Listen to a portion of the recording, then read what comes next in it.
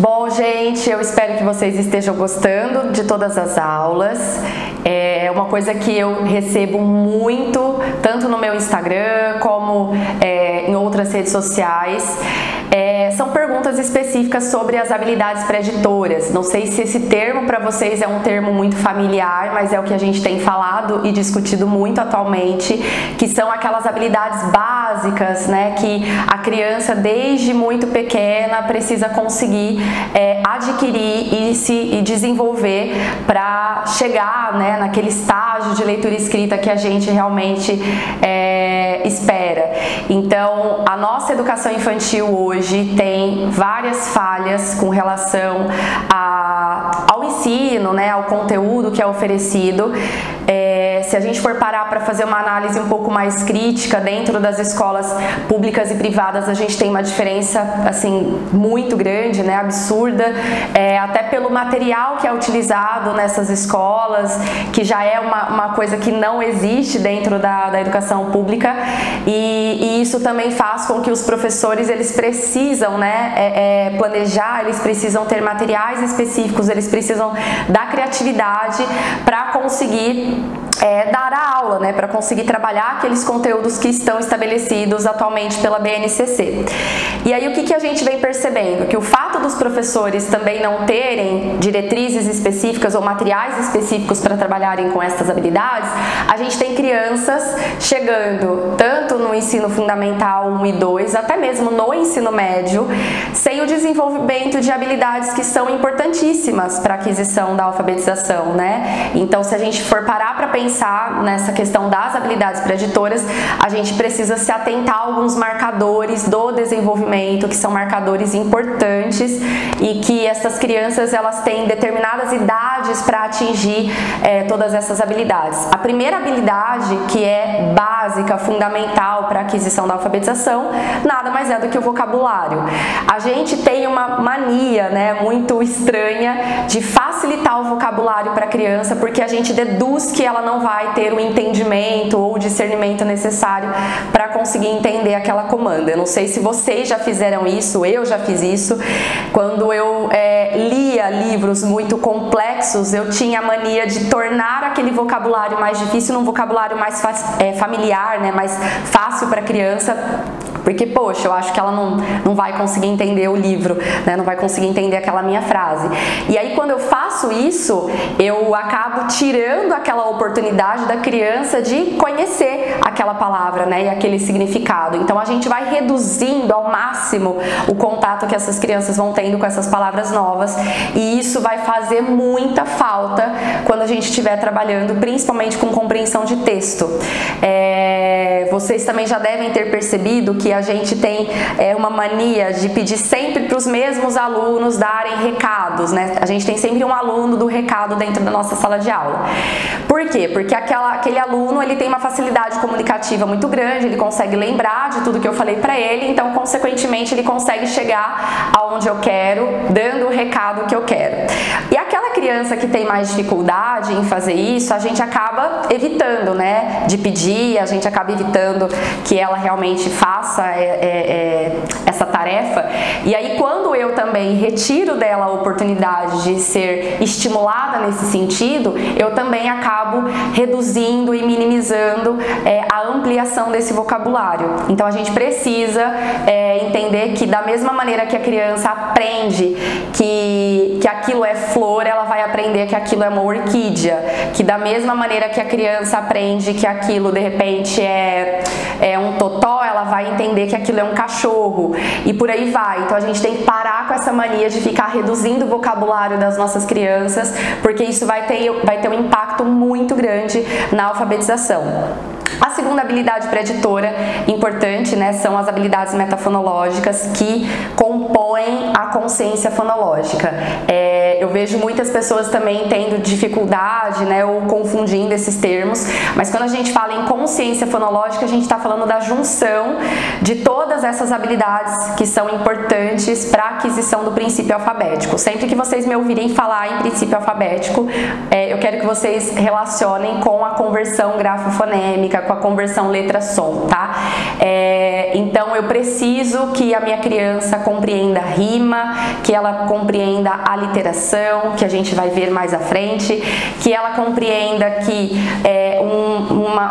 um determinado final de uma palavra eu encontro em várias palavras e que o mesmo começo de uma palavra eu encontro em várias palavras, né?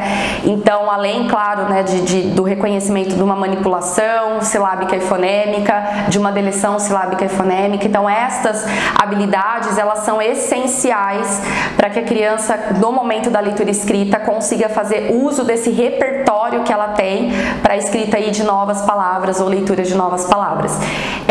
Hoje a gente fala muito da consciência fonológica.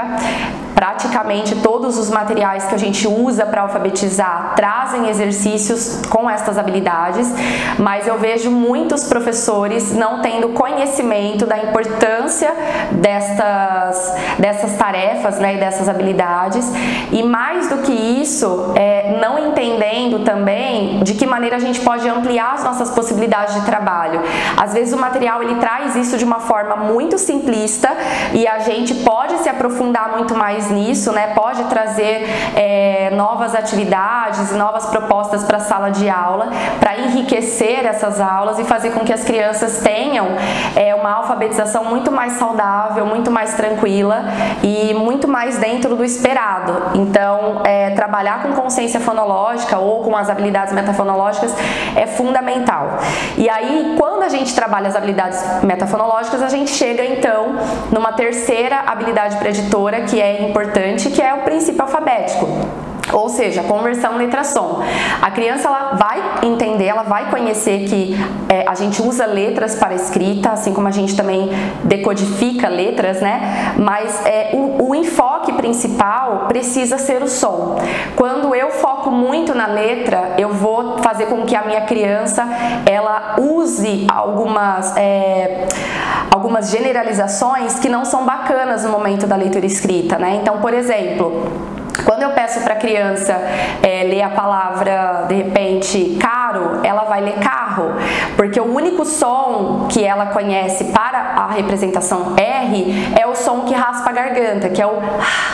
Quando eu trabalho com o princípio alfabético e eu falo para essa criança que o R ele pode ter aí o som de que raspa a garganta ou o som do R que treme língua, ela vai experimentar muito mais, né? Então isso inclusive vai facilitar quando ela tiver um encontro consonantal, porque quando ela vê, por exemplo, a palavra bravo, ela vai entender que para a letra B eu vou utilizar, né, uma representação fonêmica que é o B, e logo em seguida eu já entro com o som que treme língua do R, que é o som do R.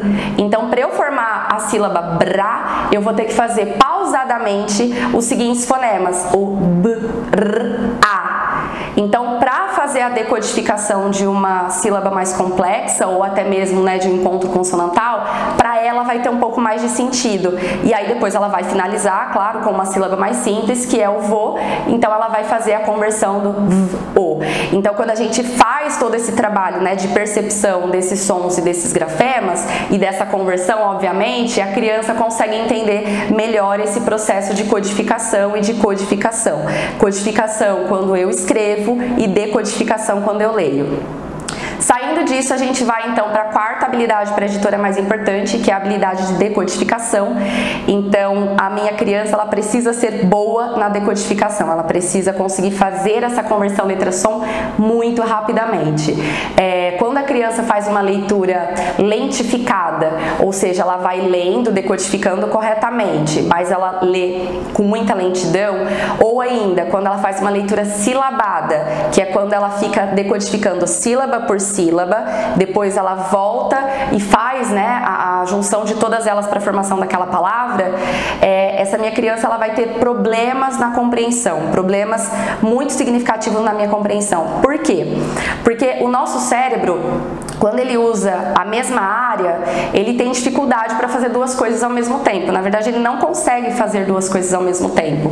Então, pensando no ponto de vista da leitura, quando a minha criança está mais preocupada com a decodificação, ela vai chegar no final daquela frase, no final daquele texto, e ela não vai conseguir recuperar todas as informações que foram lidas. Então, eu até costumo, né, utilizar isso como exemplo, que com certeza vocês já se depararam com essa situação, de crianças que leem um determinado texto, né, com esta dificuldade na decodificação, então ela lê de forma lentificada ou ela lê silabando, e aí quando você pergunta para ela, e aí, o que você entendeu? Ela não faz ideia do que se tratava. E por que ela não vai conseguir fazer isso? Porque todos os recursos cognitivos do cérebro dela estavam envolvidos na decodificação.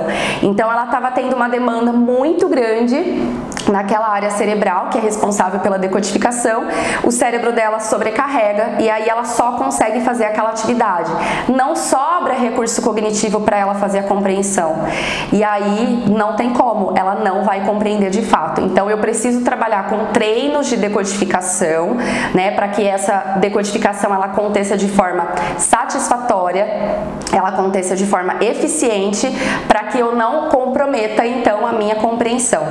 E aí não tem como a gente falar de decodificação sem chegar então na minha quinta habilidade preditora importante, que é a habilidade de fluência. Então, quando eu falo em fluência, eu preciso ter velocidade adequada na minha leitura. A gente tem algumas normativas brasileiras, algumas normativas que inclusive a gente faz uso no consultório, na nossa avaliação. E aí eu só quero que vocês tenham uma ideia, tá? Uma criança, por exemplo, do segundo ano, em termos de normativa brasileira, ela precisa conseguir ler 40 palavras em 1 minuto.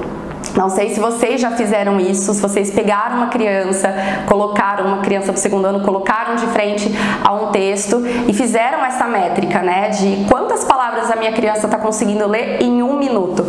Então a gente tem aí esse marcador de 40 palavras por minuto. É um número muito grande pensando dentro da nossa escola, né, da realidade da nossa escola.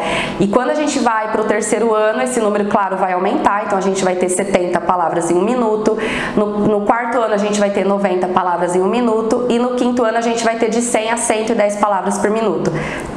Então, quanto mais fluente a minha leitura né, quanto mais rápida a minha decodificação ela acontece, mais recurso cognitivo vai sobrar para poder fazer essa minha compreensão. Então, percebem que eu vou precisar, primeiro, lá do meu vocabulário, eu vou passar, obviamente, pelas minhas habilidades metafonológicas, eu vou chegar depois para o meu princípio alfabético, que é a minha conversão letra-som, depois eu preciso da minha decodificação acontecendo de forma satisfatória, para que eu tenha fluência de leitura, e aí eu vou chegar, então, né, naquilo que a gente mais deseja, que é a compreensão. A minha compreensão, ela depende de todas essas habilidades, e para que a gente tenha um leitor fluente, um leitor eficiente, esse leitor, ele precisa ser capaz de compreender tudo que lê. Assim como a gente pensa lá no ponto de vista da escrita, que eu preciso conseguir generalizar, eu preciso conseguir escrever palavras novas, mesmo sem nunca ter visto aquela palavra, né, tendo ali um certo domínio daquilo que eu pretendo escrever em termos ortográficos, pensando nessa questão da leitura, eu preciso que a minha criança consiga compreender tudo que ela lê, consiga compreender qualquer coisa que ela lê. Diferentes gêneros textuais, diferentes portadores textuais, que ela consiga ler uma notícia, que ela consiga ler um texto narrativo, que ela consiga ler um texto expositivo, enfim. Então, para isso a gente precisa, né, de todas essas habilidades acontecendo ao mesmo tempo e com muita eficiência. Então, eu espero que vocês tenham gostado dessa aula e na próxima a gente vai ter aí um novo conteúdo para poder linkar com todas essas discussões que eu trouxe para vocês até o momento.